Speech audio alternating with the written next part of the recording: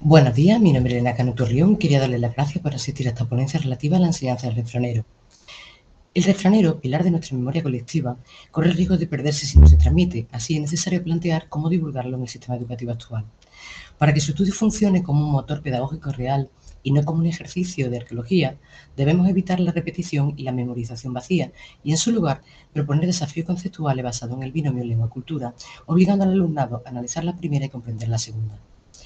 El propósito central de este trabajo es implementar un modelo de secuenciación didáctica de refranero en el sistema educativo contemporáneo para salvaguardar el patrimonio inmaterial y desarrollar la competencia crítica, adaptado al desarrollo evolutivo de los estudiantes.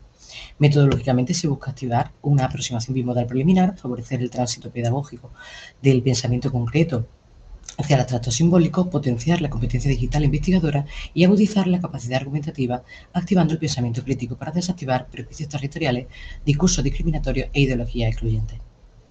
En este sentido, vamos a presentar una batería de situaciones didácticas orientadas a activar diferentes resortes cognitivos en cada una de las etapas del sistema educativo. En la educación infantil nos basamos en la teoría del desarrollo del lenguaje de Jerome Bruner y su concepto de andamiaje. Aquí el refrán funciona como una fórmula lingüística fija que ayuda al niño a predecir estructuras sintácticas y a interiorizar el ritmo, la rima, la prosodía de la lengua. Proponemos una actividad donde el eje central es el patrimonio de la oralidad, la transmisión intergeneracional y una aproximación bimodal preliminar. Aquí el refrán no es sintaxis, sino un vehículo de cohesión sociocultural y memoria histórica que introduce al niño en el patrimonio de su comunidad. Para ello, en primer lugar, explotamos el concepto de transmisión viva y pedimos a los niños que traigan de casa un refrán heredado oralmente de sus padres o abuelos. Por otra parte, en el aula se introduce un refrán meteorológico tradicional de Jaén: cuando el jabalcuz tiene capó y la bandera montera, llueve aunque Dios no quiera. A través de un estímulo visual, fotografía de la montaña y del juego heurístico, manipulación de sombreros reales en el aula, se supera el obstáculo semántico del término montera. El salto cualitativo radica en la aproximación bimodal preliminar. La evolución descarta la cualificación cuantitativa y prioriza la activación del primer resorte de la memoria cultural. Cuando pasamos a educación primaria, en tercer o cuarto curso, según los postulados de la psicología evolutiva, el niño debe transitar del pensamiento concreto al formal y abstracto. Se utiliza como un catalizador semiótico y una estructura bimembre de causa-consecuencia. Se realiza equiación, ocurrirá y consecuencia. El objetivo es activar la asociación semántica, estructurar el razonamiento lógico-causal y desarrollar la capacidad predictiva y de anticipación del alumnado frente a la realidad. La propuesta se divide en dos fases. Una primera de deducción cooperativa, en la que, mediante el debate guiado ante una ilustración, un hombre vistiéndose con calma rodeado de relojes de arena acelerados, los alumnos salvan la distancia entre lo visual y lo abstracto para deducir la paremia: vísteme despacio que tengo prisa. Y la base de consolidación, en la que los estudiantes diseñan una paremia inversa aplicable a contextos en los que sí es necesaria la prisa. Por ejemplo, al mal paso, darle prisa. Se valora la transferencia y la aplicación de la lógica paremiológica a la resolución de problemas prácticos y a la gestión de la frustración ante el error cognitivo, factor esencial para contrarrestar el déficit de atención derivado de la inmediatez digital. El refranero funcionó históricamente también como un arma discursiva de exclusión, y llevar esto al aula de la ESO ofrece una oportunidad pedagógica para forzar el pensamiento crítico y desmontar prejuicios. Esta actividad se articula de forma interdisciplinar: dialectología, literatura comparada y sociología urbana. Las comunidades se construyen a menudo su identidad por oposición al otro. Los llamados refranes de denuestos o dictados tópicos son fósiles sociolingüísticos que encapsulan antiguos conflictos territoriales y la maledicencia geográfica. La propuesta se concreta en 4 fases. La primera, de análisis de fuentes, en la que entregamos una selección de paremias del siglo XVI y XVII, por ejemplo, Córdoba y hombre de bien no puede ser, para pasar a la fase de cartografía digital, en la que los equipos de trabajo georreferencian los refranes mediante herramientas digitales, por ejemplo, Google My Map, para crear un mapa visual del prejuicio histórico. Y en la tercera fase de investigación documental, investigarán los desencadenantes históricos reales, disputas fiscales, pugnas del INDE, etc., descubriendo que el prejuicio no responde a una condición real, para finalmente redactar una reflexión sociológica que trace un paralelismo entre estos discursos históricos y las dinámicas contemporáneas de polarización, xenofobia urbana y acoso en las redes sociales.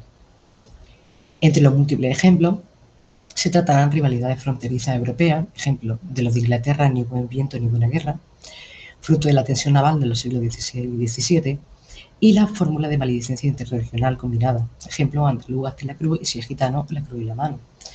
Respecto al ejemplo cordobés y hombre de bien, se descubre en el aula su verdadero origen histórico, la oposición de los pueblos cordobeses, como Fuenteovejuna, al derecho de pernada medieval. Los hijos ilegítimos de los nombres de los nobles eran llamados irónicamente hombres de bien. Al rebelarse el pueblo dejaron de nacer tales hijos. El refrán dejó de ser un insulto y exalta históricamente el orgullo frente al abuso feudal. Se valoran la competencia digital, la contextualización histórica y la destreza para neutralizar prejuicios, demostrando que la sociología urbana y la dialectología son perfectamente asimilables a la ESO para construir ciudadanos discursivamente maduros. Ya en bachillerato vamos a trabajar la alfabetización multimodal, la variación y la resignificación digital mediante la actividad del refrán al meme, basándonos en la teoría de las frases sin texto del lingüista Dominique Menguenot, en simbiosis con los estudios de mutación hipermediática. El estudiante debe comprender que el refrán y el meme de Internet comparten naturaleza pragmática. Son enunciados breves, autónomos, de autoría difusa, fácilmente memorizables y con alta capacidad de replicación y subversión para encapsular una verdad compartida e ironizar sobre la realidad.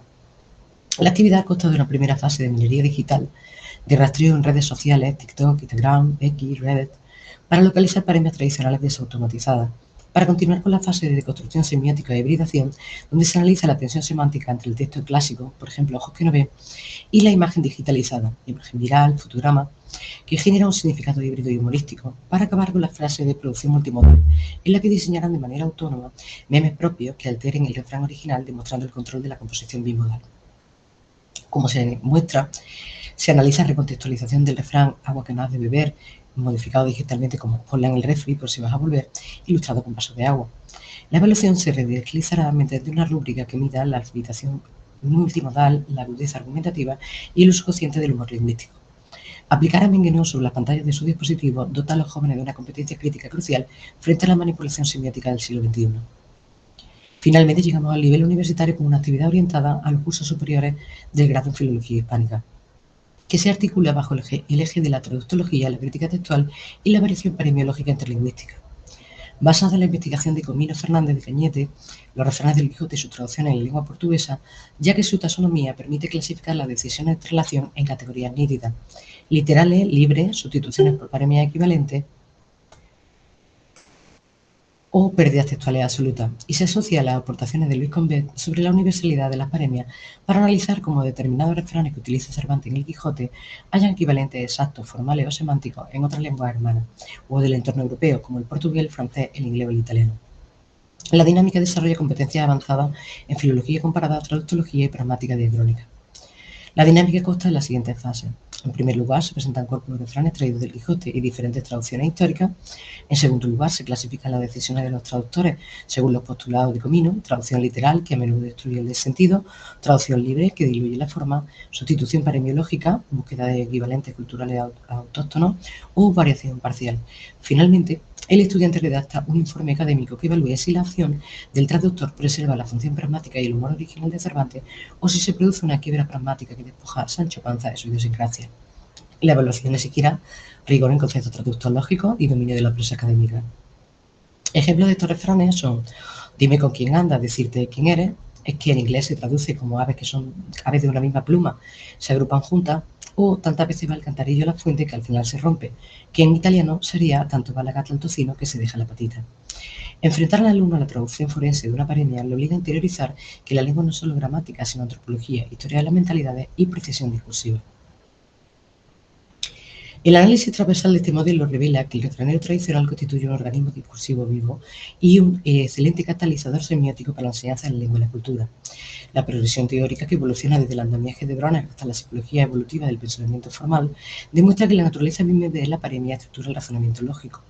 Contenidos habitualmente postergados hasta el ciclo universitario son perfectamente asimilables en la educación obligatoria si se canalizan mediante las herramientas didácticas idóneas: juego heurístico, cartografía digital y alfabetización multimodal. Un hallazgo crítico es la perfecta simbiosis entre el refrán y el meme de Internet. Bajo la teoría de la frase sin texto de Menguenot y su aplicación por Taboada y Ceja, se constata que ambos comparten la misma naturaleza pragmática y replicativa. Proyectar esta base teórica sobre los dispositivos móviles dota al alumnado de una competencia semiótica esencial frente a la desinformación actual. Asimismo, la dimensión antropológica de las actividades de la ESO y la universidad propicia el desmontaje ideológico de los dictados tópicos, ofreciendo una vía para neutralizar el localismo excluyente y la xenofobia en las redes sociales contemporáneas. Enseñar lengua y literatura es, en última instancia, enseñar a pensar, a interpretar el mundo y a reconocerse entre comunidad de hablantes. El refranero popular no es arqueología muerta, es el mapa genético de nuestra cultura. En el ámbito de la didáctica, la verdadera innovación no consiste en ceder ante una tecnología digital vacía de contenido, sino en lograr que un refrán histórico sea analizado lingüísticamente, cuestionado ideológicamente y utilizado para elevar la excelencia expresiva de un adolescente. Una secuenciación metodológica recursa no solo salva del olvido un patrimonio inmortal incalculable, sino que forma a ciudadanos con la competencia crítica que el siglo XXI nos exige de manera apremiante. Y esta es la bibliografía que he utilizado para esta comunicación y muchas gracias por su atención.